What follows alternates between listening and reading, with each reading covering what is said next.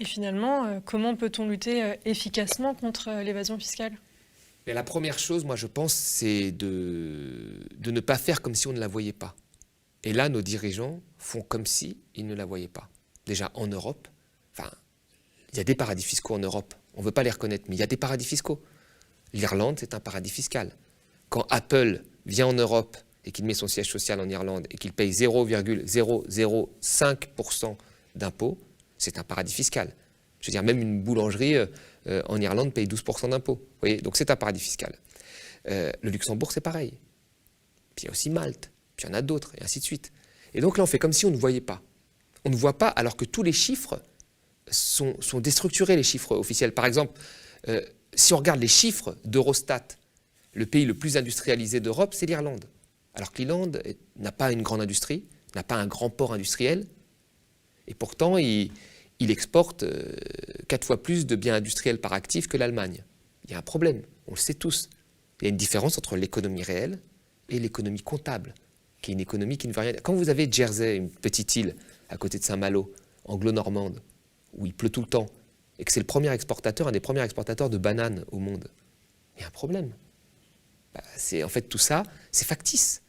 C'est sur le papier, c'est sur la comptabilité, mais à Jersey, il n'y a pas une seule banane qui pousse. Vous voyez, en Irlande, il n'y a pas d'industrie. C'est juste des jeux d'écriture comptables qui permettent de placer de l'argent là où il y a... Et là, on fait comme si on ne voyait pas tout ça. Ça, c'est pas un problème. On ne le voit pas. Ah bon, on le découvre. Non, il y a des dirigeants qui font comme si... Ah non, il n'y a pas de paradis fiscaux en Europe. Pour faire comme si on ne voyait pas. Donc ça, c'est très, très grave. Le déni.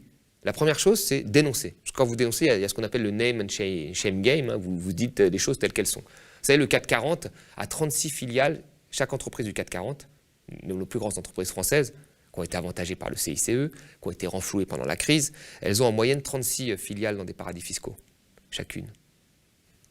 C'est dans la presse, hein. Ça tout le monde le sait. Que fait nos gouvernants? Que font nos gouvernants? 36 filiales, qu'est-ce qu'ils foutent là-bas? Enfin, si Total a une filiale dans un paradis fiscal, est-ce qu'il y a du pétrole ou pas? Enfin, c'est très simple, hein.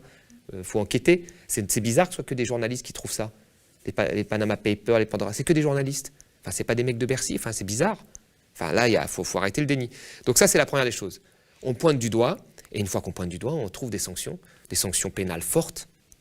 Bah, il faut, hein, l'évasion fiscale, c'est quand même très grave. Et puis après, même j'irais pour certains pays, jusqu'à pratiquer des sanctions sévères. Enfin, la Suisse, vous lui faites un embargo, vous lui faites un embargo, même au Luxembourg, hein, en Irlande, vous faites un embargo économique comme on adore faire à des pays pauvres. Parce que le Vietnam, il a vécu jusqu'en 93, 75 à 93 sous embargo économique américain.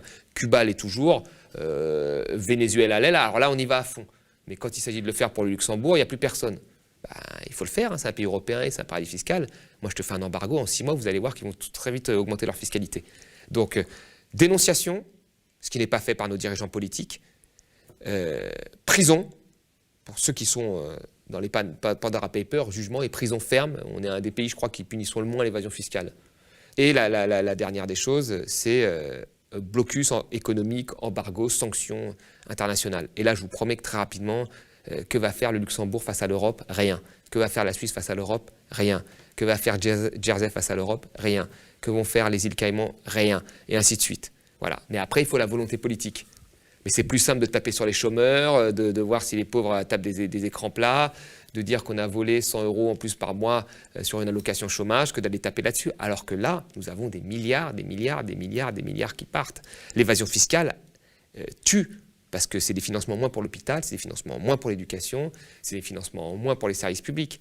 Donc il y avait un spot extrêmement puissant là-dessus où on voyait justement les effets concrets de l'évasion fiscale sur l'hôpital. On voyait des gens qui arrachaient toutes les choses, etc. de l'hôpital. C'est exactement ce qui se passe. Nos hôpitaux sont pauvres parce qu'il y a de l'évasion fiscale.